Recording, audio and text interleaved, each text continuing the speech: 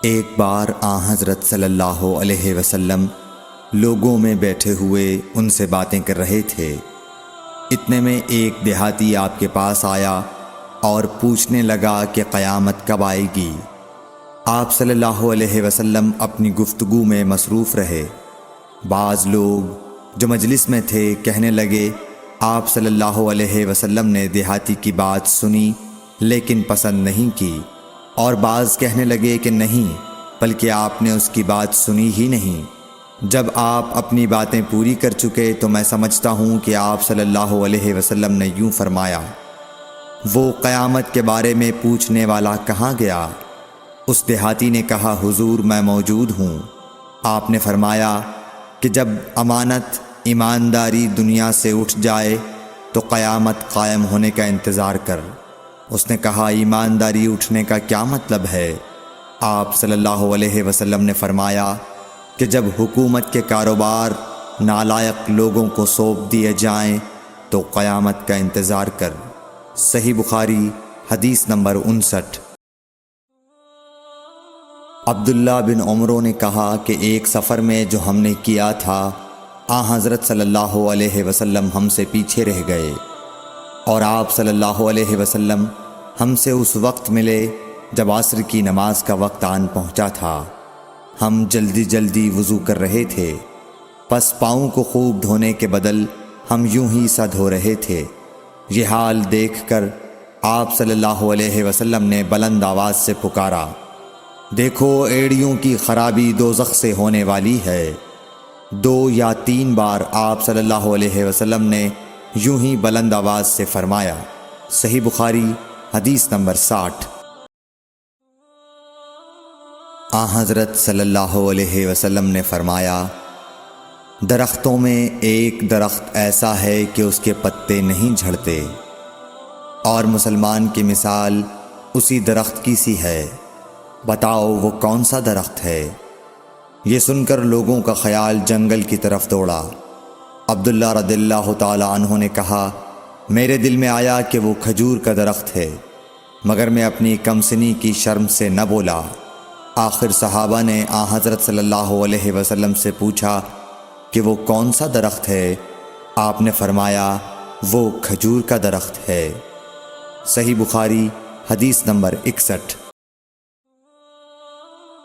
حضرت صلی اللہ علیہ وآلہ وسلم ایک بار مسجد میں بیٹھے ہوئے تھے۔ اتنے میں ایک شخص اونٹ پر سوار ہو کر آیا اور اونٹ کو مسجد میں بٹھا کر باندھ دیا۔ پھر پوچھنے لگا، بھائیو تم لوگوں میں محمد کون سے ہیں؟ حضرت صلی اللہ علیہ وسلم اس وقت لوگوں میں تکیہ لگائے بیٹھے ہوئے تھے۔ ہم نے کہا، حضرت محمد صلی اللہ علیہ وسلم یہ سفید رنگ والے بزرگ ہیں جو تکیہ لگائے ہوئے تشریف فرما ہیں۔ تب وہ آپ سے مخاطب ہوا کہ اے عبد المطلب کے فرزند۔ آپ صلی اللہ علیہ وسلم نے فرمایا، کہو میں آپ کی بات سن رہا ہوں۔ وہ بولا، میں آپ سے کچھ دینی باتیں دریافت کرنا چاہتا ہوں، اور ذرا سختی سے بھی پوچھوں گا تو آپ اپنے دل میں برا نہ مانیے گا۔ آپ صلی اللہ علیہ وسلم نے فرمایا، نہیں، جو تمہارا دل چاہے پوچھو۔ تب اس نے کہا کہ میں آپ کے رب اور اگلے لوگوں کے رب تبارک و تعالی کی قسم دے کر پوچھتا ہوں، کیا آپ کو اللہ نے دنیا کے سب لوگوں کی طرف رسول بنا کر بھیجا ہے؟ آپ صلی اللہ علیہ وسلم نے فرمایا، ہاں یا میرے اللہ۔ پھر اس نے کہا، میں آپ کو اللہ کی قسم دیتا ہوں، کیا اللہ نے آپ کو رات دن میں 5 نمازیں پڑھنے کا حکم فرمایا ہے؟ آپ صلی اللہ علیہ وسلم نے فرمایا، ہاں یا میرے اللہ۔ پھر کہنے لگا، میں آپ کو اللہ کی قسم دے کر پوچھتا ہوں کہ کیا اللہ نے آپ کو یہ حکم دیا ہے کہ سال بھر میں اس مہینے رمضان کے روزے رکھو؟ آپ صلی اللہ علیہ وسلم نے فرمایا، ہاں یا میرے اللہ۔ پھر کہنے لگا، میں آپ کو اللہ کی قسم دے کر پوچھتا ہوں کہ کیا اللہ نے آپ کو یہ حکم دیا ہے کہ آپ ہم میں سے جو مالدار لوگ ہیں ان سے زکوٰۃ وصول کر کے ہمارے محتاجوں میں بانٹ دیا کریں؟ حضرت صلی اللہ علیہ وسلم نے فرمایا، ہاں یا میرے اللہ۔ تب وہ شخص کہنے لگا، جو حکم آپ اللہ کے پاس سے لائے ہیں میں ان پر ایمان لایا اور میں اپنی قوم کے لوگوں کا جو یہاں نہیں آئے ہیں بھیجا ہوا تحقیق حال کے لیے آیا ہوں۔ صحیح بخاری حدیث نمبر 63۔ رسول اللہ صلی اللہ علیہ وسلم نے ایک شخص کو اپنا ایک خط دے کر بھیجا اور اسے یہ حکم دیا کہ اسے حاکم بحرین کے پاس لے جائے۔ بحرین کے حاکم نے وہ خط کسریٰ شاہ ایران کے پاس بھیج دیا۔ جس وقت اس نے وہ خط پڑھا تو چاک کر ڈالا۔ راوی کہتے ہیں اور میرا خیال ہے کہ ابن مسیب نے اس کے بعد مجھ سے کہا کہ اس واقعے کو سن کر رسول اللہ صلی اللہ علیہ وسلم نے اہل ایران کے لیے بد دعا کی کہ وہ بھی چاک شدہ خط کی طرح ٹکڑے ٹکڑے ہو جائیں۔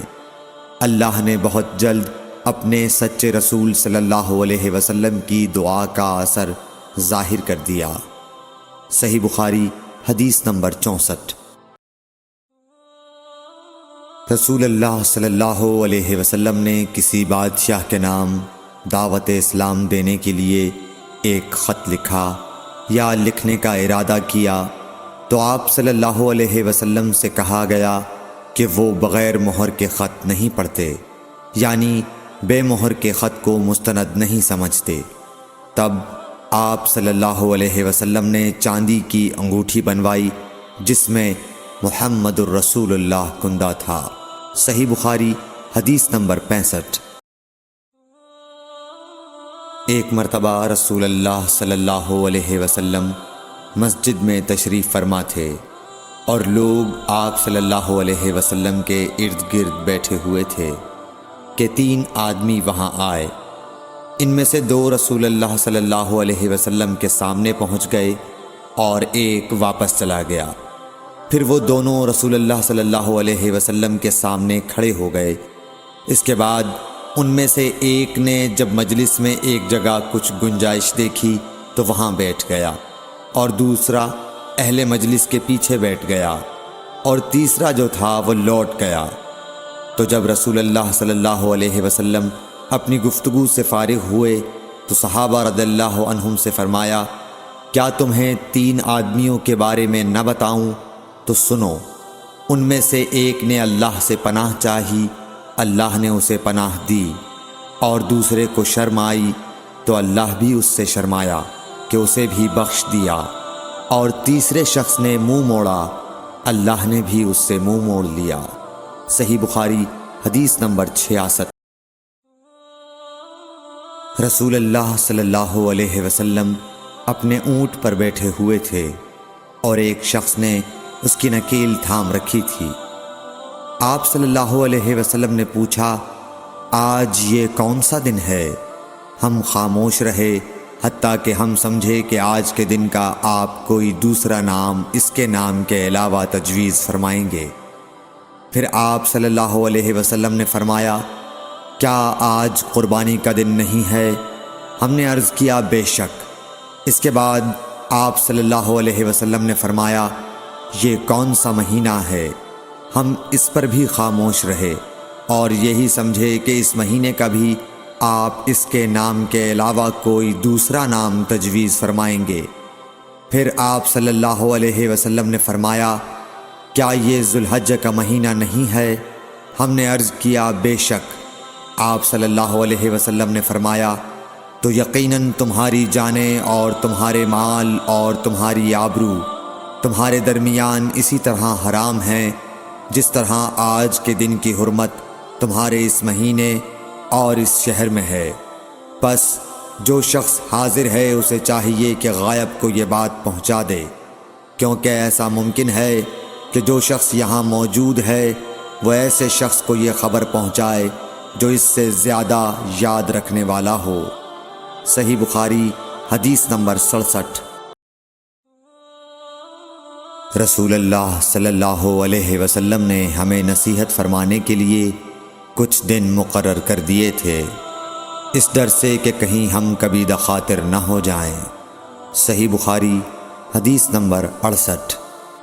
آپ صلی اللہ علیہ وآلہ وسلم نے فرمایا، آسانی کرو اور سختی نہ کرو، اور خوش کرو اور نفرت نہ دلاؤ۔ صحیح بخاری حدیث نمبر 69۔ عبداللہ ابن مسعود ہر جمعرات کے دن لوگوں کو واعظ سنایا کرتے تھے۔ ایک آدمی نے ان سے کہا، اے ابو عبد الرحمن، میں چاہتا ہوں کہ تم ہمیں ہر روز واعظ سنایا کرو۔ انہوں نے فرمایا، تو سن لو کہ مجھے اس امر سے کوئی چیز مانع ہے تو یہ کہ میں یہ بات پسند نہیں کرتا کہ کہیں تم تنگ نہ ہو جاؤ، اور میں واعظ میں تمہاری فرصت کا وقت تلاش کیا کرتا ہوں، جیسا کہ رسول اللہ صلی اللہ علیہ وسلم اس خیال سے کہ ہم کبھی دخاطر نہ ہو جائیں واعظ کے لیے ہمارے اوقات فرصت کا خیال رکھتے تھے۔ صحیح بخاری حدیث نمبر 70۔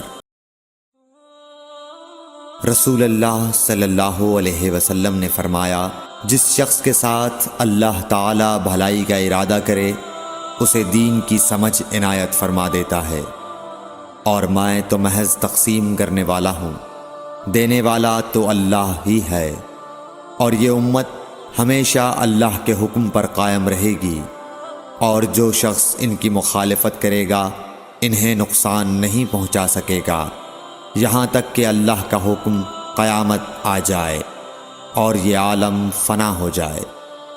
صحیح بخاری حدیث نمبر 71۔ رسول اللہ صلی اللہ علیہ وسلم نے فرمایا، عبداللہ بن عمر رضی اللہ تعالی عنہ کہتے تھے کہ ہم رسول اللہ صلی اللہ علیہ وسلم کی خدمت میں حاضر تھے کہ آپ صلی اللہ علیہ وسلم کے پاس کھجور کا ایک گابھا لایا گیا۔ اسے دیکھ کر آپ نے فرمایا کہ درختوں میں ایک درخت ایسا ہے اس کی مثال مسلمان کی طرح ہے۔ ابن عمر کہتے ہیں کہ یہ سن کر میں نے ارادہ کیا کہ عرض کروں کہ وہ درخت کھجور کا ہے، مگر چونکہ میں سب میں چھوٹا تھا اس لیے خاموش رہا۔ پھر رسول اللہ صلی اللہ علیہ وسلم نے خود ہی فرمایا کہ وہ کھجور ہے۔ صحیح بخاری حدیث نمبر 72۔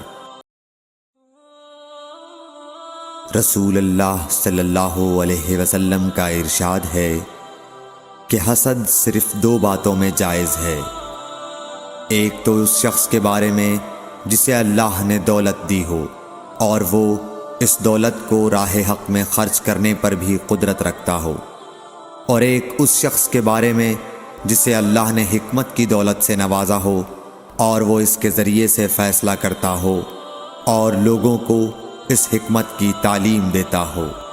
صحیح بخاری حدیث نمبر 73۔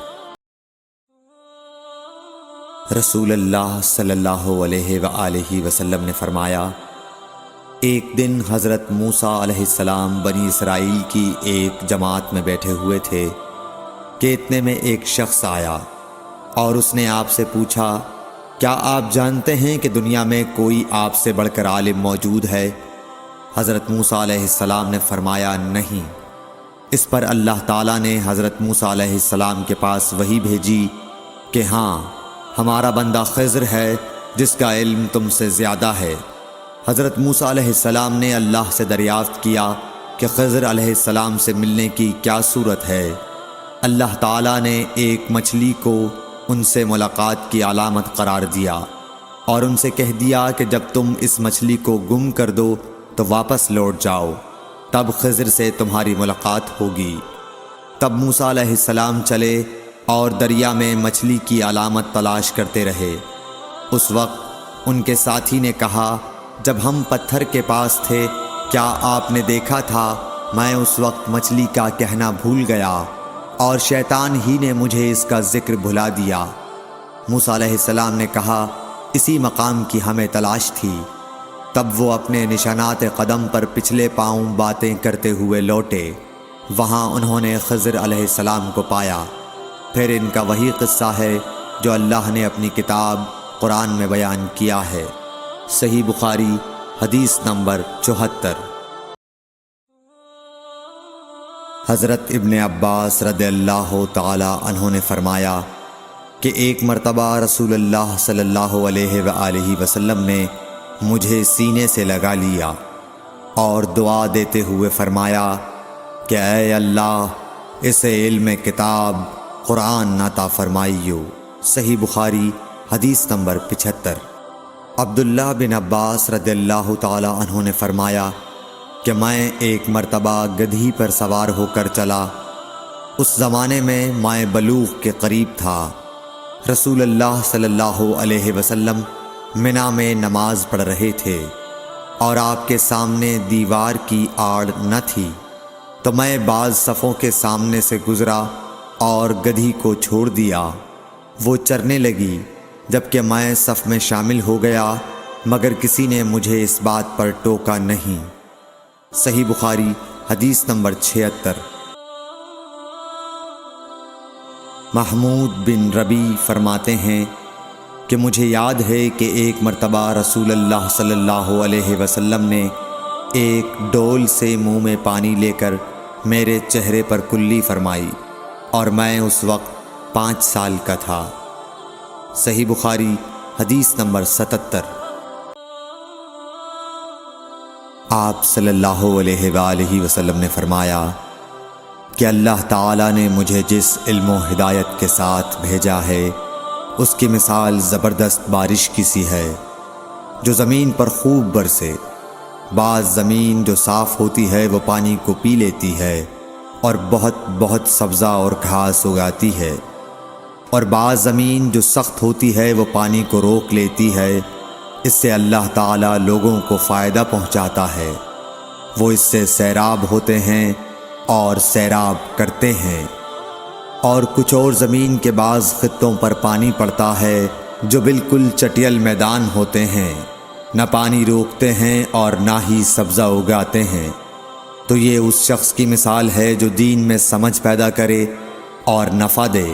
اس کو وہ چیز جس کے ساتھ میں مبعوث کیا گیا ہوں اس نے علم دین سیکھا اور سکھایا، اور اس شخص کی مثال جس نے سر نہیں اٹھایا یعنی توجہ نہیں کی، اور جو ہدایت دے کر میں بھیجا گیا ہوں اسے قبول نہیں کیا۔ صحیح بخاری حدیث نمبر 79۔ رسول اللہ صلی اللہ علیہ وسلم نے فرمایا، علامت قیامت میں سے یہ ہے کہ دینی علم اٹھ جائے گا اور جہل ہی جہل ظاہر ہو جائے گا، اور اعلانیہ شراب پی جائے گی اور زنا پھیل جائے گا۔ صحیح بخاری حدیث نمبر 80۔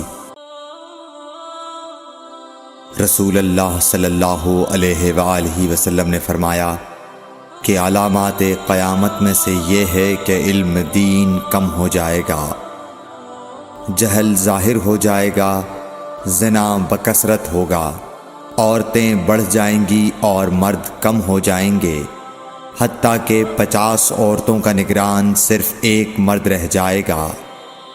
صحیح بخاری حدیث نمبر 81۔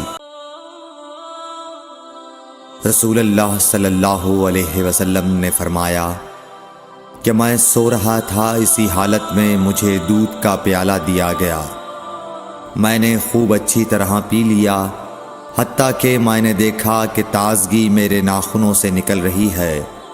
پھر میں نے اپنا بچا ہوا دودھ عمر بن الخطاب کو دے دیا۔ صحابہ رضی اللہ عنہم نے پوچھا، آپ نے اس کی کیا تعبیر لی؟ آپ صلی اللہ علیہ وسلم نے فرمایا، علم۔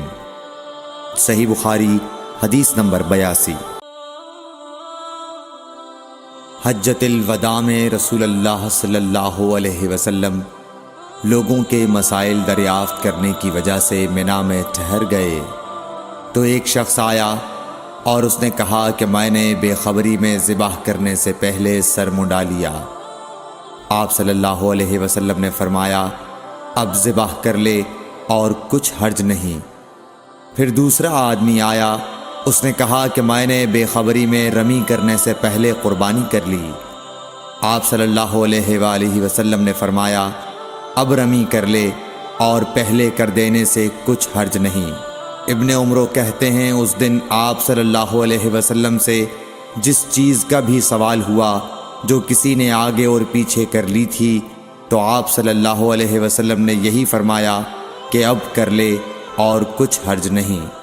صحیح بخاری حدیث نمبر 83۔ نبی صلی اللہ علیہ وسلم سے آپ کے آخری حج میں کسی نے پوچھا کہ میں نے رمی کرنے یعنی کنکر پھینکنے سے پہلے ذبح کر لیا۔ آپ صلی اللہ علیہ وسلم نے ہاتھ سے اشارہ کیا اور فرمایا کچھ حرج نہیں۔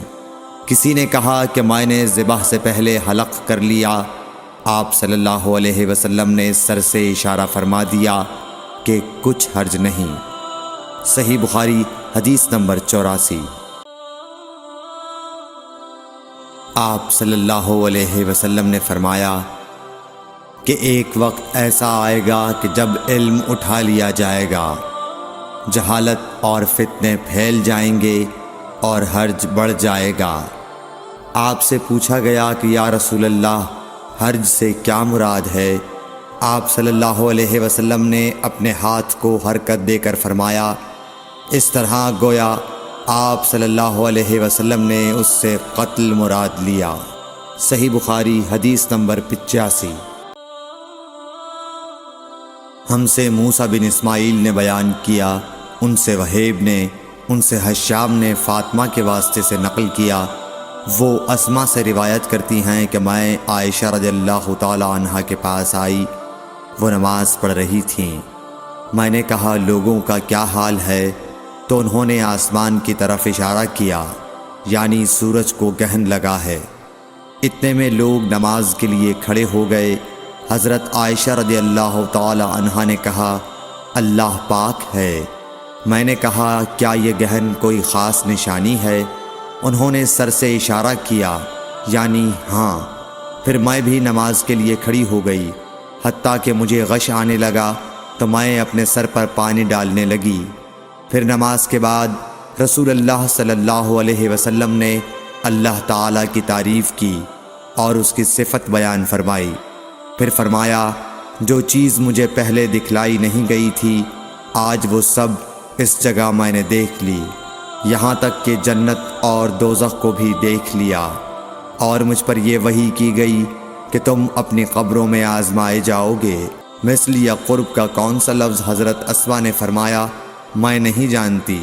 فاطمہ کہتی ہیں یعنی فتنہ دجال کی طرح آزمائے جاؤ گے۔ کہا جائے گا قبر کے اندر کہ تم اس آدمی کے بارے میں کیا جانتے ہو؟ تو جو صاحب ایمان یا صاحب یقین ہوگا۔ کون سا لفظ فرمایا؟ حضرت اسما نے مجھے یاد نہیں۔ وہ کہے گا وہ محمد اللہ کے رسول صلی اللہ علیہ وسلم ہیں جو ہمارے پاس اللہ کی ہدایت اور دلیلیں لے کر آئے تو ہم نے ان کو قبول کر لیا اور ان کی پیروی کی۔ وہ محمد صلی اللہ علیہ وسلم ہیں۔ 3 بار اسی طرح کہے گا، پھر اس سے کہہ دیا جائے گا کہ آرام سے سو جا، بے شک ہم نے جان لیا کہ تو محمد صلی اللہ علیہ وسلم پر یقین رکھتا تھا۔ اور بہرحال منافق یا شکی آدمی، میں نہیں جانتی کہ ان میں سے کون سا لفظ حضرت اسما نے استعمال کیا۔ تو وہ منافق یا شکی آدمی کہے گا کہ جو لوگوں کو میں نے کہتے سنا میں نے بھی وہی کہہ دیا، باقی میں کچھ نہیں جانتا۔ صحیح بخاری حدیث نمبر 86۔ قبیلہ عبد القیس کا وفد رسول اللہ صلی اللہ علیہ وسلم کی خدمت میں آیا۔ آپ صلی اللہ علیہ وسلم نے دریافت کیا کہ کون سا وفد آیا ہے یا یہ کون لوگ ہیں؟ انہوں نے کہا ربیعہ خاندان کے لوگ ہیں۔ آپ صلی اللہ علیہ وسلم نے فرمایا کہ مبارک ہو قوم کو آنا یا مبارک ہو اس وفد کو جو کبھی نہ رسوا ہو نہ شرمندہ ہو۔ اس کے بعد انہوں نے عرض کیا کہ ہم ایک دور دراز کونے سے آپ کے پاس آئے ہیں اور ہمارے اور آپ کے درمیان کفار مضر کا قبیلہ پڑتا ہے۔ اس کے خوف کی وجہ سے ہم حرمت والے مہینوں کے علاوہ اور ایام میں نہیں آ سکتے، اس لیے ہمیں کوئی ایسی قطعی بات بتلا دیجئے کہ جس کی ہم اپنے پیچھے رہ جانے والے لوگوں کو خبر دے دیں اور اس کی وجہ سے ہم جنت میں داخل ہو سکیں۔ تو آپ صلی اللہ علیہ وسلم نے انہیں 4 باتوں کا حکم دیا اور 4 سے روک دیا۔ اول انہیں حکم دیا کہ ایک اللہ پر ایمان لائیں۔ پھر فرمایا کہ کیا تم جانتے ہو کہ ایک اللہ پر ایمان لانے کا کیا مطلب ہے؟ انہوں نے عرض کیا اللہ اور اس کا رسول زیادہ جانتے ہیں۔ آپ صلی اللہ علیہ وسلم نے فرمایا ایک اللہ پر ایمان لانے کا مطلب یہ ہے کہ اس بات کا اقرار کرنا کہ اللہ کے سوا کوئی معبود نہیں، اور یہ کہ محمد صلی اللہ علیہ وسلم اللہ کے سچے رسول ہیں، اور نماز قائم کرنا، زکوٰۃ ادا کرنا اور ماہ رمضان کے روزے رکھنا، اور یہ کہ تم مال غنیمت سے 5واں حصہ ادا کرو، اور 4 چیزوں سے منع فرمایا، دبا، حنتم، مزفت کے استعمال سے۔ اور چوتھی چیز کے بارے میں شعبہ کہتے ہیں کہ ابو حمزہ بسا اوقات نقیر کہتے تھے اور بسا اوقات مقیر۔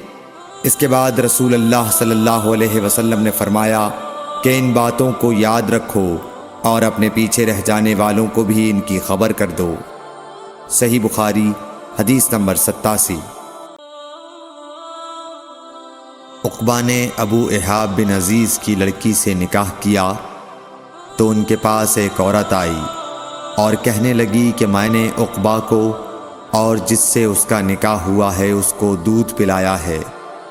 یہ سن کر عقبہ نے کہا مجھے نہیں معلوم کہ تو نے مجھے دودھ پلایا ہے، نہ تو نے کبھی مجھے بتایا ہے۔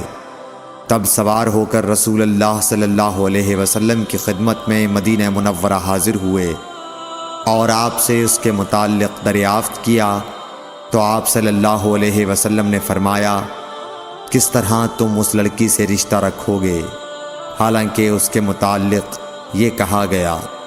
تب عقبہ بن حارث نے اس لڑکی کو چھوڑ دیا اور اس نے دوسرا خاوند کر لیا۔ صحیح بخاری حدیث نمبر 88۔ حضرت عمر سے روایت ہے کہ میں اور میرا ایک انصاری پڑوسی دونوں اطراف مدینہ کے ایک گاؤں بنی امیہ بن زید میں رہتے تھے، جو مدینے کے پورب کی طرف بلند گاؤں میں سے ہے۔ ہم دونوں باری باری حضرت صلی اللہ علیہ وسلم کی خدمت شریف میں حاضر ہوا کرتے تھے۔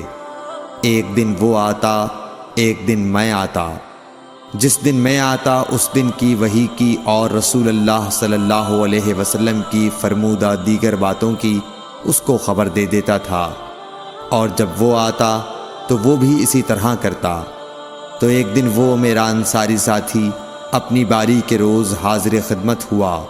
جب واپس آیا تو اس نے میرا دروازہ بہت زور سے کھٹکھٹایا اور میرے بارے میں پوچھا کیا عمر یہاں ہیں؟ میں گھبرا کر اس کے پاس آیا۔ وہ کہنے لگا کہ ایک بڑا معاملہ پیش آ گیا ہے، یعنی رسول اللہ صلی اللہ علیہ وسلم نے اپنی بیویوں کو طلاق دے دی ہے۔ پھر میں اپنی بیٹی حفصہ کے پاس گیا، وہ رو رہی تھی۔ میں نے پوچھا کیا تمہیں رسول اللہ صلی اللہ علیہ وسلم نے طلاق دے دی ہے؟ وہ کہنے لگی میں نہیں جانتی۔ پھر میں نبی کی خدمت میں حاضر ہوا۔ میں نے کھڑے کھڑے کہا کہ آپ نے اپنی بیویوں کو طلاق دے دی ہے؟ آپ صلی اللہ علیہ وسلم نے فرمایا نہیں، یہ افواہ غلط ہے۔ تب میں نے تعجب سے کہا اللہ اکبر، اللہ بہت بڑا ہے۔ صحیح بخاری حدیث نمبر 89۔ ایک شخص حزم بن ابی کعب نے رسول اللہ کی خدمت میں آ کر عرض کیا یا رسول اللہ، فلاں شخص معاذ بن جبل لمبی نماز پڑھاتے ہیں، اس لیے میں جماعت کی نماز میں شریک نہیں ہو سکتا، کیونکہ میں دن بھر اونٹ چرانے کی وجہ سے رات کو تھک کر چکنا چور ہوتا ہوں اور طویل قرات سننے کی طاقت نہیں رکھتا۔ ابو مسعود راوی کہتے ہیں کہ اس دن سے زیادہ میں نے کبھی رسول اللہ صلی اللہ علیہ وسلم کو وعظ کے دوران اتنا غضبناک نہیں دیکھا۔ آپ صلی اللہ علیہ وسلم نے فرمایا اے لوگو، تم ایسی شدت اختیار کر کے لوگوں کو دین سے نفرت دلانے لگے ہو۔ سن لو، جو شخص لوگوں کو نماز پڑھائے تو وہ ہلکی پڑھائے، کیونکہ ان میں بیمار، کمزور اور حاجت والے سبھی قسم کے لوگ ہوتے ہیں۔ صحیح بخاری حدیث نمبر 90۔ ایک شخص عمیر یا بلال نے رسول اللہ صلی اللہ علیہ وسلم سے پڑی ہوئی چیز کے بارے میں دریافت کیا۔ آپ نے فرمایا اس کی بندھن پہچان لے، یا فرمایا کہ اس کا برتن اور تھیلی کو پہچان لے، پھر 1 سال تک اس کی شناخت کا اعلان کراؤ، پھر اس کا مالک نہ ملے تو اس سے فائدہ اٹھاؤ، اور اگر اس کا مالک آ جائے تو اسے سونپ دو۔ اس نے پوچھا کہ اچھا گمشدہ اونٹ کے بارے میں کیا حکم ہے؟ آپ کو اس قدر غصہ آ گیا کہ رخسار مبارک سرخ ہو گئے، یا راوی نے یہ کہا کہ آپ کا چہرہ سرخ ہو گیا۔ یہ سن کر آپ صلی اللہ علیہ وسلم نے فرمایا، تجھے اونٹ سے کیا واسطہ؟ اس کے ساتھ خود اس کی مشک ہے اور اس کے پاؤں کے سم ہیں، وہ خود پانی پر پہنچے گا اور خود پی لے گا اور خود درخت پر چرے گا، لہٰذا اسے چھوڑ دو یہاں تک کہ اس کا مالک مل جائے۔ اس نے کہا کہ اچھا گمشدہ بکری کے بارے میں کیا ارشاد ہے؟ آپ نے فرمایا، وہ تیری ہے یا تیرے بھائی کی، ورنہ بھیڑیے کی غذا ہے۔ صحیح بخاری حدیث نمبر 91۔ رسول اللہ صلی اللہ علیہ وسلم سے کچھ باتیں دریافت کی گئیں کہ آپ کو برا معلوم ہوا، اور جب اس قسم کے سوالات کی آپ صلی اللہ علیہ وسلم پر بہت زیادتی کی گئی تو آپ کو غصہ آ گیا۔ پھر آپ نے لوگوں سے فرمایا، اچھا اب مجھ سے جو چاہو پوچھو۔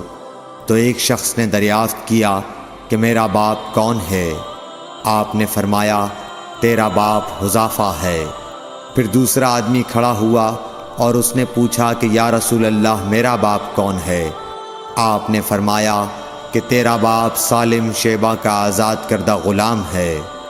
آخر حضرت عمر رضی اللہ تعالی عنہ نے آپ کے چہرہ مبارک کا حال دیکھا تو عرض کیا، یا رسول اللہ ہم ان باتوں کے دریافت کرنے سے جو آپ کو ناگوار ہوں اللہ تعالی سے توبہ کرتے ہیں۔ صحیح بخاری حدیث نمبر 92۔ ایک دن رسول اللہ صلی اللہ علیہ وسلم گھر سے نکلے تو عبداللہ بن حذافہ کھڑے ہو کر پوچھنے لگے کہ حضور میرا باپ کون ہے؟ آپ نے فرمایا، حذافہ۔ پھر آپ نے بار بار فرمایا کہ مجھ سے پوچھو۔ تو حضرت عمر رضی اللہ عنہ نے دو زانو ہو کر عرض کیا کہ ہم اللہ کے رب ہونے پر، اسلام کے دین ہونے اور محمد صلی اللہ علیہ وسلم کے نبی ہونے پر راضی ہیں، اور یہ جملہ 3 مرتبہ دہرایا۔ پھر یہ سن کر رسول اللہ صلی اللہ علیہ وسلم خاموش ہو گئے۔ صحیح بخاری حدیث نمبر 93۔ نبی اکرم صلی اللہ علیہ وآلہ وسلم جب سلام کرتے تو 3 بار سلام کرتے، اور جب کوئی کلمہ ارشاد فرماتے تو اسے 3 بار دہراتے، یہاں تک کہ خوب سمجھ لیا جاتا۔ صحیح بخاری حدیث نمبر 94۔ رسول اللہ صلی اللہ علیہ وسلم جب کوئی کلمہ ارشاد فرماتے تو اسے 3 بار لوٹاتے، یہاں تک کہ خوب سمجھ لیا جاتا، اور جب کچھ لوگوں کے پاس آپ تشریف لاتے اور انہیں سلام کرتے تو 3 بار سلام کرتے۔ صحیح بخاری حدیث نمبر 95۔ عبداللہ بن عمر رضی اللہ عنہ کہتے ہیں کہ ایک سفر میں رسول اللہ صلی اللہ علیہ وسلم ہم سے پیچھے رہ گئے، پھر آپ ہمارے قریب پہنچے تو عصر کی نماز کا وقت ہو چکا تھا یا تنگ ہو گیا تھا، اور ہم وضو کر رہے تھے۔ ہم اپنے پیروں پر پانی کا ہاتھ پھیرنے لگے تو آپ نے بلند آواز سے فرمایا کہ آگ کے عذاب سے ان ایڑیوں کی جو خشک رہ جائیں خرابی ہے۔ یہ 2 مرتبہ فرمایا یا 3 مرتبہ۔ صحیح بخاری حدیث نمبر 96۔ رسول اللہ صلی اللہ علیہ وسلم نے فرمایا کہ 3 شخص ہیں جن کے لیے دگنا اجر ہے۔ ایک وہ جو اہل کتاب سے ہو اور اپنے نبی پر اور محمد صلی اللہ علیہ وسلم پر ایمان لائے۔ دوسرے وہ غلام جو اپنے آقا اور اللہ دونوں کا حق ادا کرے، اور تیسرے وہ آدمی جس کے پاس کوئی لونڈی ہو جس سے شباشی کرتا ہے، اور اس کو تربیت دے تو اچھی تربیت دے، تعلیم دے تو عمدہ دے، پھر اسے آزاد کر کے اس سے نکاح کر لے تو اس کے لیے دگنا اجر ہے۔ صحیح بخاری حدیث نمبر 97۔ نبی صلی اللہ علیہ وسلم ایک مرتبہ عید کے موقع پر مردوں کی صفوں میں سے نکلے اور آپ کے ساتھ بلال رضی اللہ تعالیٰ عنہ تھے۔ آپ کو خیال ہوا عورتوں کو خطبہ اچھی طرح نہیں سنائی دیا، تو آپ نے انہیں علیحدہ نصیحت فرمائی اور صدقے کا حکم دیا۔ یہ واز سن کر کوئی عورت بالی اور کوئی عورت انگوٹھی ڈالنے لگی، اور بلال رضی اللہ تعالیٰ عنہ اپنے کپڑے کے دامن میں یہ چیزیں لینے لگے۔ صحیح بخاری حدیث نمبر 98۔ حضرت ابو ہریرہ رضی اللہ تعالیٰ عنہ نے عرض کیا، یا رسول اللہ، قیامت کے دن آپ کی شفاعت سے سب سے زیادہ سعادت کسے ملے گی؟ تو رسول اللہ صلی اللہ علیہ وسلم نے فرمایا، اے ابو ہریرہ، مجھے یقین تھا کہ تم سے پہلے کوئی اس کے بارے میں مجھ سے دریافت نہیں کرے گا، کیونکہ میں نے حدیث کے متعلق تمہاری حرص دیکھ لی تھی۔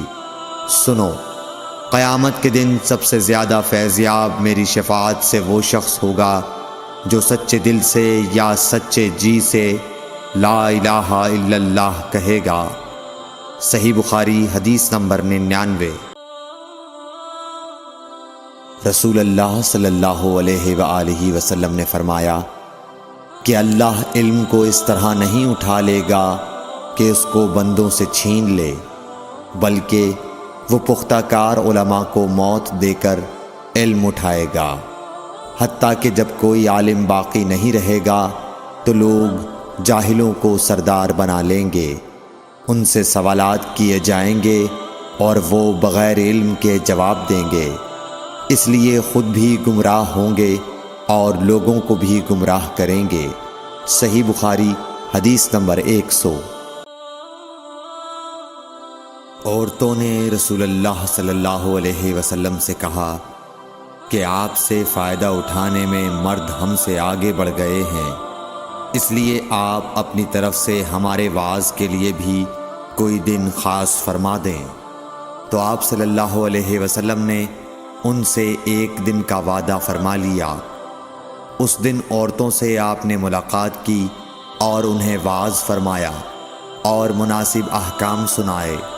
جو کچھ آپ صلی اللہ علیہ وسلم نے ان سے فرمایا تھا، اس میں یہ بات بھی تھی کہ جو کوئی عورت تم میں سے اپنے 3 لڑکے آگے بھیج دے گی تو وہ اس کے لیے دوزخ سے پناہ بن جائیں گے۔ اس پر ایک عورت نے کہا، اگر 2 بچے بھیج دے؟ آپ نے فرمایا، ہاں، اور 2 کا بھی یہ حکم ہے۔ صحیح بخاری حدیث نمبر 101۔ نبی کریم صلی اللہ علیہ وسلم نے فرمایا کہ جس سے حساب لیا گیا اسے عذاب کیا جائے گا۔ حضرت عائشہ رضی اللہ تعالی عنہا فرماتی ہیں کہ یہ سن کر میں نے کہا کہ کیا اللہ نے یہ نہیں فرمایا کہ ان قریب اس سے آسان حساب لیا جائے گا؟ رسول اللہ صلی اللہ علیہ وسلم نے فرمایا کہ یہ صرف اللہ کے دربار میں پیشی کا ذکر ہے، لیکن جس کے حساب میں جانچ پڑتال کی گئی سمجھو وہ غارت ہو گیا۔ صحیح بخاری حدیث نمبر 103۔ رسول اللہ صلی اللہ علیہ وسلم نے اللہ کی حمد و ثنا بیان کی، پھر فرمایا کہ مکے کو اللہ نے حرام کیا ہے، آدمیوں نے حرام نہیں کیا۔ تو سن لو کہ کسی شخص کے لیے جو اللہ پر اور یوم آخرت پر ایمان رکھتا ہو جائز نہیں ہے کہ مکے میں خون ریزی کرے یا اس کا کوئی پیڑ کاٹے۔ پھر اگر کوئی اللہ کے رسول کے لڑنے کی وجہ سے اس کا جواز نکالے تو اس سے کہہ دو، اللہ نے اپنے رسول کے لیے اجازت دی تھی، تمہارے لیے نہیں دی، اور مجھے بھی دن کے کچھ لمحوں کے لیے اجازت ملی تھی، آج اس کی حرمت لوٹ آئی جیسی کل تھی، اور حاضر غائب کو یہ بات پہنچا دے۔ صحیح بخاری حدیث نمبر 104۔ ایک مرتبہ ابو بکر رضی اللہ عنہ نے رسول اللہ صلی اللہ علیہ وسلم کا ذکر کیا کہ آپ صلی اللہ علیہ وسلم نے فرمایا، تمہارے خون اور تمہارے مال محمد کہتے ہیں کہ میرے خیال میں آپ نے آرادکم کا لفظ بھی فرمایا، یعنی اور تمہاری آبروئیں تم پر حرام ہیں، جس طرح تمہارے آج کے دن کی حرمت تمہارے اس مہینے میں۔ سن لو، یہ خبر حاضر غائب کو پہنچا دے۔ اور محمد راوی حدیث کہتے تھے کہ رسول اللہ صلی اللہ علیہ وسلم نے سچ فرمایا۔ پھر دوبارہ فرمایا کہ کیا میں نے اللہ کا یہ حکم تمہیں نہیں پہنچا دیا؟ صحیح بخاری حدیث نمبر 105۔ رسول اللہ صلی اللہ علیہ وسلم نے فرمایا کہ مجھ پر جھوٹ مت بولو، کیونکہ جو مجھ پر جھوٹ باندھے وہ دوزخ میں داخل ہو۔ صحیح بخاری حدیث نمبر 106۔ رسول اللہ صلی اللہ علیہ وسلم نے فرمایا کہ جو شخص مجھ پر جھوٹ باندھے گا وہ اپنا ٹھکانہ جہنم بنا لے۔ صحیح بخاری حدیث نمبر 107۔ نبی اکرم صلی اللہ علیہ وسلم نے فرمایا کہ جو شخص مجھ پر جان بوجھ کر جھوٹ باندھے تو وہ اپنا ٹھکانہ جہنم میں بنا لے۔ صحیح بخاری حدیث نمبر 108۔ رسول اللہ صلی اللہ علیہ وسلم نے فرمایا کہ جو شخص میرے نام سے وہ بات بیان کرے جو میں نے نہیں کہی تو وہ اپنا ٹھکانہ جہنم میں بنا لے۔ صحیح بخاری حدیث نمبر 109۔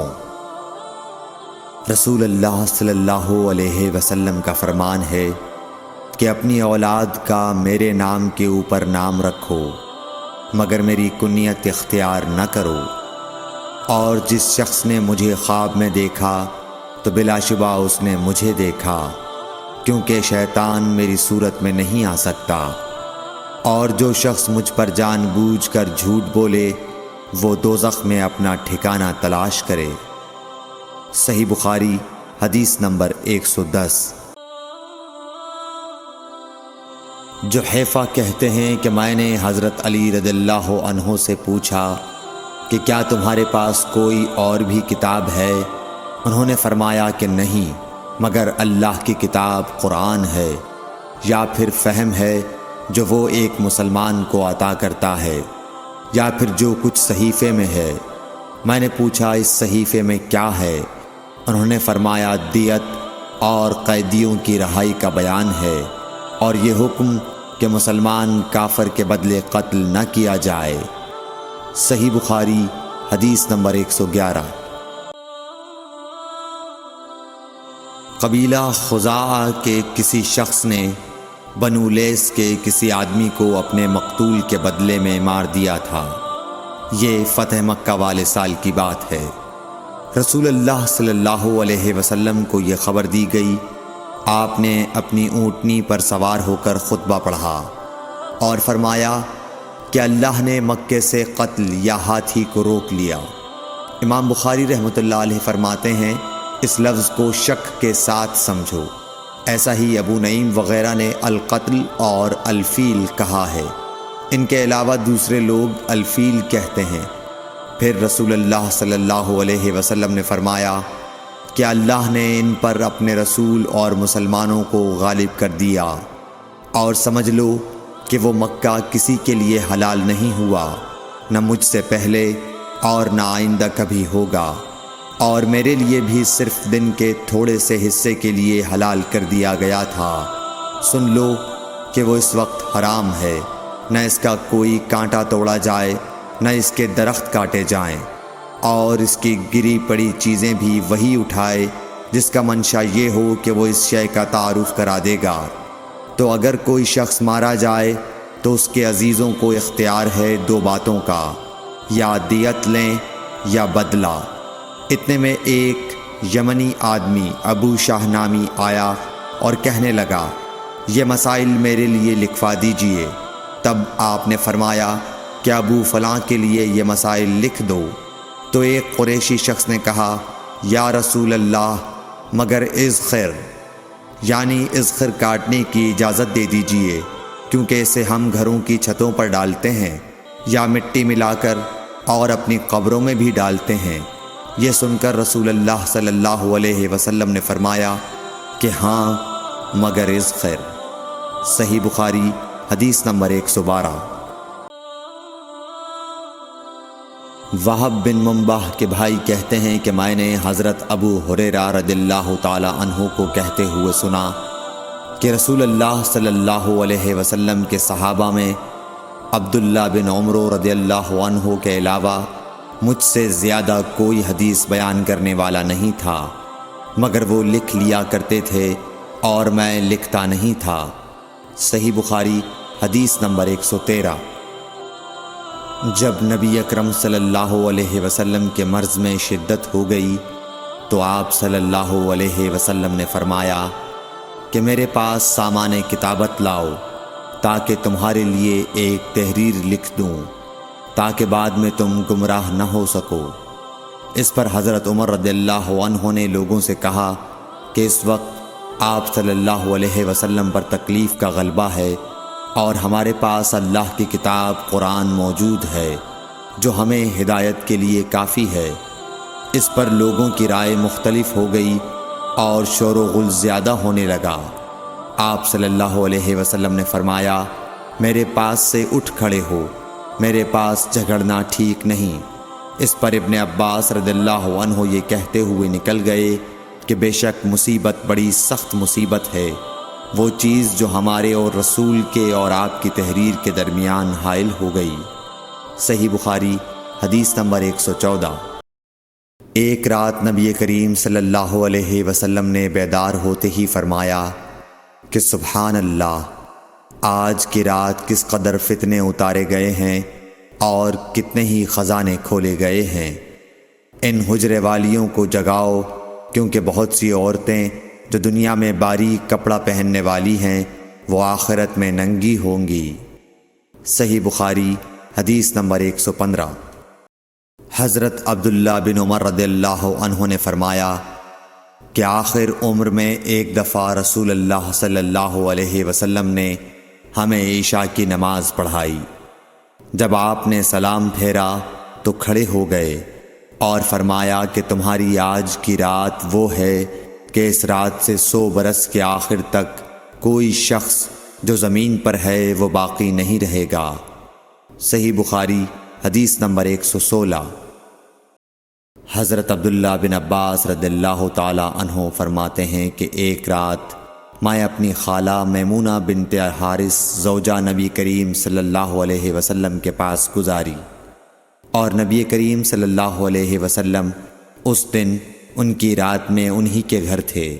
آپ صلی اللہ علیہ وسلم نے عشاء کی نماز مسجد میں پڑھی، پھر گھر تشریف لائے اور 4 رکعت نماز نفل پڑھ کر آپ سو گئے۔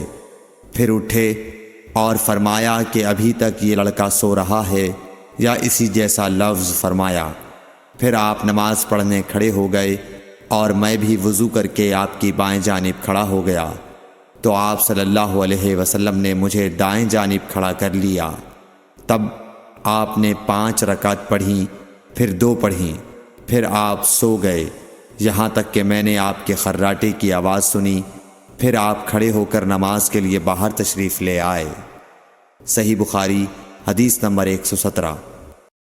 حضرت ابو ہریرہ رضی اللہ تعالیٰ عنہ کہتے ہیں کہ لوگ کہتے ہیں کہ ابو ہریرہ بہت حدیثیں بیان کرتے ہیں، اور میں کہتا ہوں کہ قرآن میں 2 آیتیں نہ ہوتیں تو میں کوئی حدیث بیان نہ کرتا۔ پھر یہ آیت پڑھی جس کا ترجمہ یہ ہے، جو لوگ اللہ کی نازل کی ہوئی دلیلوں اور آیتوں کو چھپاتے ہیں، آخر آیت رحیم تک۔ واقعہ یہ ہے کہ ہمارے مہاجرین بھائی تو بازار کی خرید و فروخت میں لگے رہتے تھے اور انصار بھائی اپنی جائیدادوں میں مشغول رہتے، اور ابو ہریرہ رسول اللہ صلی اللہ علیہ وسلم کے ساتھ جی بھر کر رہتا تاکہ آپ کی رفاقت میں شکم پوری سے بھی بے فکری رہے، اور ان مجلسوں میں حاضر رہتا جن مجلسوں میں دوسرے حاضر نہ ہوتے، اور وہ باتیں محفوظ رکھتا جو دوسرے محفوظ نہیں رکھ سکتے تھے۔ صحیح بخاری حدیث نمبر 118۔ ابو ہریرہ رضی اللہ عنہ کہتے ہیں کہ میں نے عرض کیا، یا رسول اللہ، میں آپ سے بہت سی باتیں سنتا ہوں مگر بھول جاتا ہوں۔ آپ صلی اللہ علیہ وسلم نے فرمایا اپنی چادر پھیلاؤ۔ میں نے اپنی چادر پھیلائی۔ آپ صلی اللہ علیہ وسلم نے اپنے دونوں ہاتھوں کی چلو بنائی اور میری چادر میں ڈال دی۔ فرمایا کہ چادر کو بدن پر لپیٹ لو۔ میں نے چادر کو اپنے بدن پر لپیٹ لیا، پھر اس کے بعد میں کوئی چیز نہیں بھولا۔ صحیح بخاری حدیث نمبر 119۔ حضرت ابو ہریرہ رضی اللہ عنہ فرماتے ہیں کہ میں نے رسول اللہ صلی اللہ علیہ وسلم سے علم کے 2 برتن یاد کر لیے ہیں، ایک کو میں نے پھیلا دیا ہے اور دوسرا برتن اگر میں پھیلاؤں تو میرا یہ نرخرا کاٹ دیا جائے۔ صحیح بخاری حدیث نمبر 120۔ نبی اکرم صلی اللہ علیہ وسلم نے حجۃ الوداع میں فرمایا کہ لوگوں کو بالکل خاموش کر دو تاکہ وہ خوب سن لیں۔ پھر فرمایا، لوگوں میرے بعد پھر کافر مت بن جانا کہ ایک دوسرے کی گردن مارنے لگو۔ صحیح بخاری حدیث نمبر 121۔ رسول اللہ صلی اللہ علیہ وسلم نے فرمایا کہ ایک روز موسیٰ علیہ السلام نے کھڑے ہو کر بنی اسرائیل میں خطبہ دیا تو آپ سے پوچھا گیا کہ لوگوں میں سب سے زیادہ صاحب علم کون ہے؟ انہوں نے فرمایا کہ میں ہوں۔ اس وجہ سے اللہ کا غصہ ان پر ہوا کہ انہوں نے علم کو خدا کے حوالے کیوں نہ کر دیا۔ تب اللہ نے ان کی طرف وحی بھیجی کہ میرے بندوں میں سے ایک بندہ دریاؤں کے سنگم پر ہے جہاں فارس اور روم کے سمندر ملتے ہیں، وہ تجھ سے زیادہ عالم ہے۔ موسیٰ علیہ السلام نے کہا کہ اے پروردگار، میری ان سے ملاقات کیسے ہو؟ حکم ہوا کہ ایک مچھلی زنبیل میں رکھ لو، پھر جہاں تم اس مچھلی کو گم کر دو گے تو وہ بندہ تمہیں وہیں ملے گا۔ تب موسیٰ علیہ السلام چلے اور ساتھ اپنے خادم یوشع بن نون کو لے لیا اور انہوں نے زنبیل میں مچھلی رکھ لی۔ جب ایک پتھر کے پاس پہنچے، دونوں اپنے سر اس پر رکھ کر سو گئے اور مچھلی زنبیل سے نکل کر دریا میں اپنی راہ بناتی چلی گئی۔ اور یہ بات موسیٰ علیہ السلام اور ان کے ساتھی کے لیے بے حد تعجب کی تھی۔ پھر دونوں باقی رات اور دن میں جتنا وقت باقی تھا چلتے رہے۔ جب صبح ہوئی، موسیٰ علیہ السلام نے خادم سے کہا، ہمارا ناشتہ لاؤ، اس سفر میں ہم نے کافی تکلیف اٹھائی ہے۔ اور موسیٰ علیہ السلام بالکل نہیں تھکے تھے، مگر جب اس جگہ سے آگے نکل گئے جہاں تک انہیں جانے کا حکم ملا تھا، تب ان کے خادم نے کہا کہ کیا آپ نے دیکھا تھا کہ جب ہم صخرہ کے پاس ٹھہرے تھے تو میں مچھلی کا ذکر بھول گیا؟ بقول بعض صخرہ کے نیچے آب حیات تھا، وہ اس مچھلی پر پڑا اور وہ زندہ ہو کر بقدرت الہی دریا میں چل دی۔ یہ سن کر موسیٰ علیہ السلام بولے کہ یہ ہی وہ جگہ ہے جس کی ہمیں تلاش تھی، تو وہ پچھلے پاؤں واپس ہو گئے۔ جب پتھر تک پہنچے تو دیکھا کہ ایک شخص کپڑا اوڑھے ہوئے موجود ہے۔ موسیٰ علیہ السلام نے انہیں سلام کیا۔ خضر نے کہا کہ تمہاری سرزمین میں سلام کہاں؟ پھر موسیٰ علیہ السلام نے کہا کہ میں موسیٰ ہوں۔ خضر بولے کہ بنی اسرائیل کے موسیٰ؟ انہوں نے جواب دیا ہاں۔ پھر کہا کہ کیا میں آپ کے ساتھ چل سکتا ہوں تاکہ آپ مجھے ہدایت کی وہ باتیں بتلاؤ جو اللہ نے خاص آپ ہی کو سکھلائی ہیں؟ خضر بولے کہ تم میرے ساتھ صبر نہیں کر سکو گے۔ اے موسیٰ، مجھے اللہ نے ایسا علم دیا ہے جسے تم نہیں جانتے، اور تم کو جو علم دیا ہے اسے میں نہیں جانتا۔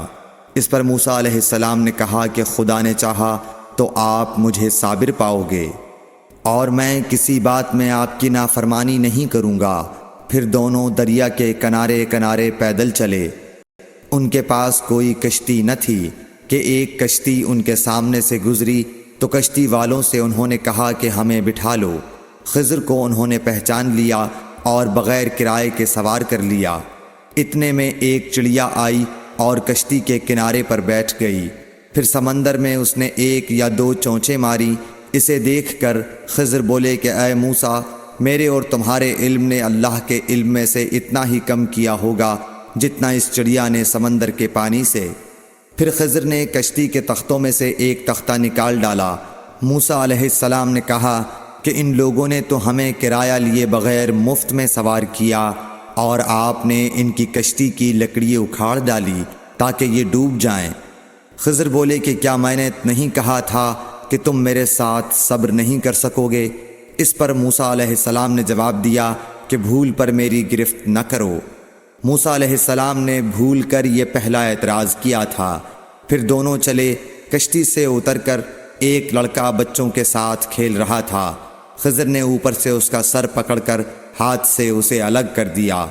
موسیٰ علیہ السلام بول پڑے، کیا آپ نے ایک بے گناہ بچے کو بغیر کسی جانی حق کے مار ڈالا؟ غضب ہو گیا۔ خضر بولے کہ میں نے تم سے نہیں کہا تھا کہ تم میرے ساتھ صبر نہیں کر سکو گے؟ ابن عیینہ کہتے ہیں کہ اس کلام میں پہلے سے زیادہ تاکید ہے، کیونکہ پہلے کلام میں لفظ لکا نہیں کہا تھا، اس میں لکا زائد کیا، جس سے تاکید ظاہر ہے۔ پھر دونوں چلتے رہے، حتیٰ کہ ایک گاؤں والوں کے پاس آئے، ان سے کھانا لینا چاہا۔ انہوں نے کھانا کھلانے سے انکار کر دیا۔ انہوں نے وہیں دیکھا کہ ایک دیوار اسی گاؤں میں گرنے کے قریب تھی۔ خضر نے اپنے ہاتھ کے اشارے سے اسے سیدھا کر دیا۔ موسیٰ علیہ السلام بول اٹھے کہ اگر آپ چاہتے تو گاؤں والوں سے اس کام کی مزدوری لے سکتے تھے۔ خضر نے کہا کہ بس اب ہم اور تم میں جدائی کا وقت آ گیا ہے۔ جناب محبوب کبریا رسول اللہ صلی اللہ علیہ وسلم فرماتے ہیں کہ اللہ موسیٰ علیہ السلام پر رحم کرے۔ ہماری تمنا تھی کہ موسیٰ علیہ السلام کچھ دیر اور صبر کرتے تو مزید واقعات ان دونوں کے بیان کیے جاتے اور ہمارے سامنے روشنی میں آتے، مگر حضرت موسیٰ علیہ السلام کی عجلت نے اس علم لدنی کے سلسلے کو جلد ہی منقطع کرا دیا۔ صحیح بخاری حدیث نمبر 122۔ ایک شخص رسول اللہ صلی اللہ علیہ وسلم کی خدمت اقدس میں حاضر ہوا اور اس نے عرض کیا، یا رسول اللہ، اللہ کی راہ میں لڑائی کی کیا صورت ہے؟ کیونکہ ہم میں سے کوئی غصے کی وجہ سے اور کوئی غیرت کی وجہ سے جنگ کرتا ہے۔ تو آپ صلی اللہ علیہ وسلم نے اس کی طرف سر اٹھایا، اور سر اس لیے اٹھایا کہ پوچھنے والا کھڑا ہوا تھا۔ پھر آپ صلی اللہ علیہ وسلم نے فرمایا، جو اللہ کے کلمے کو سر بلند کرنے کے لیے لڑے وہ اللہ کی راہ میں لڑتا ہے۔ صحیح بخاری حدیث نمبر 123۔ رسول اللہ صلی اللہ علیہ وآلہ وسلم سے رمی کے وقت پوچھا جا رہا تھا تو ایک شخص نے عرض کیا، یا رسول اللہ، میں نے رمی سے قبل قربانی کر لی۔ آپ صلی اللہ علیہ وسلم نے فرمایا، اب رمی کر لو، کچھ حرج نہیں ہوا۔ دوسرے نے کہا، یا رسول اللہ، میں نے قربانی سے پہلے سر منڈا لیا۔ آپ صلی اللہ علیہ وسلم نے فرمایا، اب قربانی کر لو، کچھ حرج نہیں۔ اس وقت جس چیز کے بارے میں جو آگے پیچھے ہو گئی تھی آپ سے پوچھا گیا، آپ صلی اللہ علیہ وسلم نے یہی جواب دیا، اب کر لو، کچھ حرج نہیں۔ صحیح بخاری حدیث نمبر 124۔ حضرت عبداللہ بن مسعود رضی اللہ تعالی عنہ کہتے ہیں کہ ایک مرتبہ میں رسول کریم صلی اللہ علیہ وسلم کے ساتھ مدینے کے کھنڈرات میں چل رہا تھا اور آپ کھجور کی چھڑی پر سہارا دے کر چل رہے تھے، تو کچھ یہودیوں کا ادھر سے گزر ہوا۔ ان میں سے ایک نے دوسرے سے کہا کہ آپ سے روح کے بارے میں کچھ پوچھو۔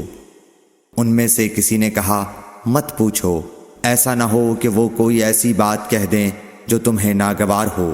مگر ان میں سے بعض نے کہا کہ ہم ضرور پوچھیں گے۔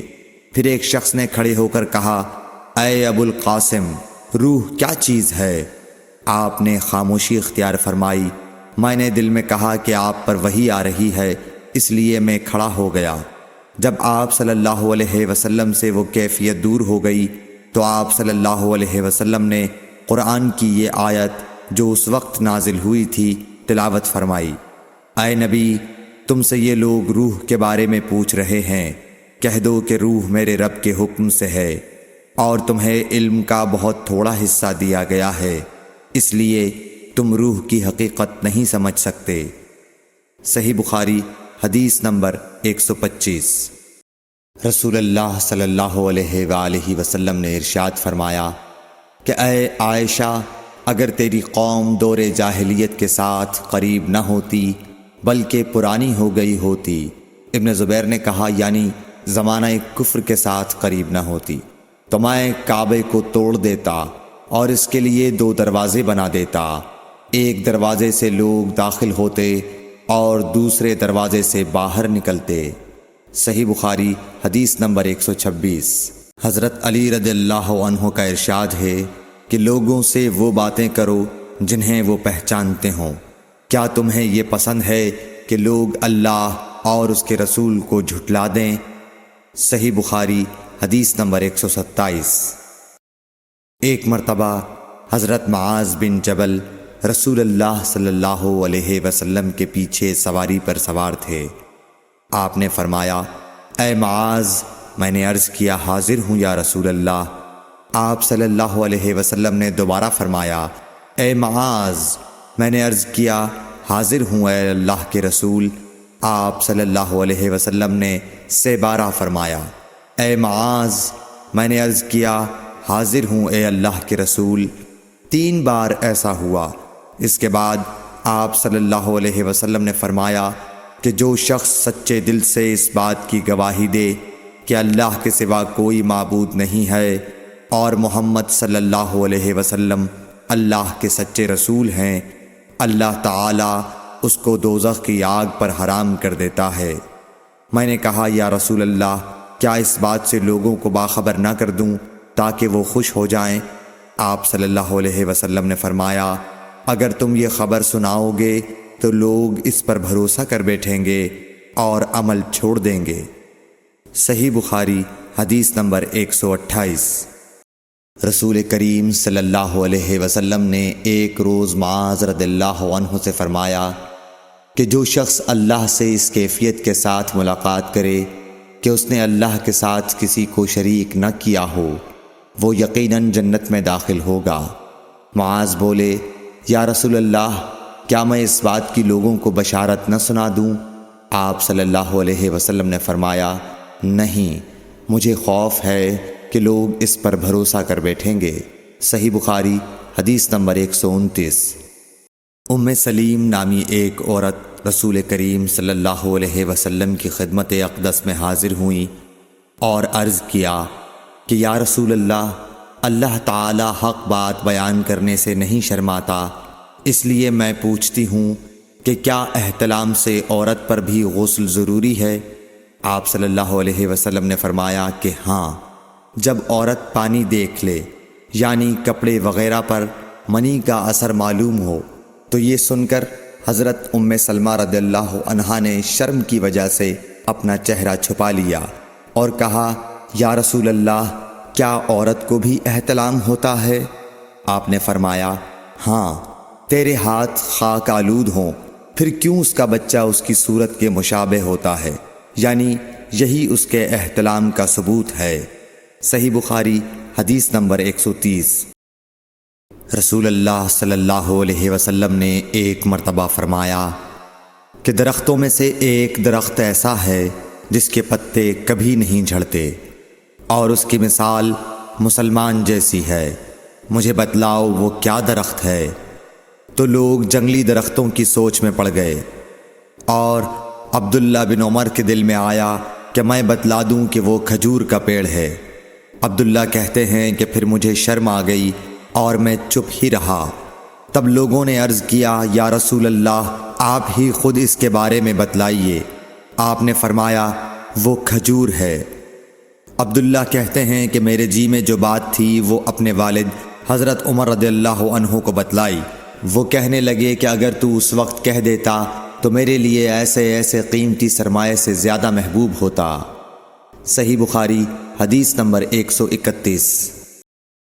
حضرت علی رضی اللہ تعالی عنہ سے روایت ہے کہ میں ایسا شخص تھا جسے جریان مزی کی شکایت تھی، تو میں نے اپنے شاگرد مقداد کو حکم دیا کہ وہ رسول اللہ صلی اللہ علیہ وسلم سے دریافت کریں، تو انہوں نے آپ صلی اللہ علیہ وسلم سے اس بارے میں پوچھا۔ آپ صلی اللہ علیہ وسلم نے فرمایا کہ اس مرض میں غسل نہیں ہے، ہاں وضو فرض ہے۔ صحیح بخاری حدیث نمبر 132۔ ایک آدمی نے مسجد میں کھڑے ہو کر عرض کیا، یا رسول اللہ، آپ ہمیں کس جگہ سے احرام باندھنے کا حکم دیتے ہیں؟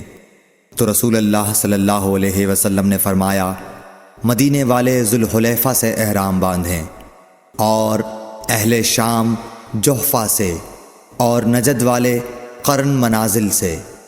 ابن عمر نے فرمایا کہ لوگوں کا خیال ہے کہ رسول اللہ صلی اللہ علیہ وسلم نے فرمایا کہ یمن والے یلملم سے احرام باندھیں، اور ابن عمر کہا کرتے تھے کہ مجھے یہ آخری جملہ رسول اللہ صلی اللہ علیہ وسلم سے یاد نہیں۔ صحیح بخاری حدیث نمبر 133۔ ایک شخص نے آپ صلی اللہ علیہ وسلم سے پوچھا کہ احرام باندھنے والے کو کیا پہننا چاہیے؟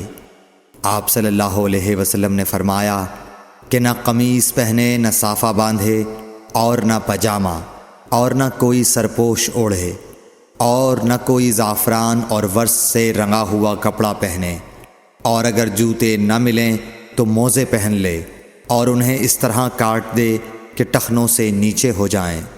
صحیح بخاری حدیث نمبر 134۔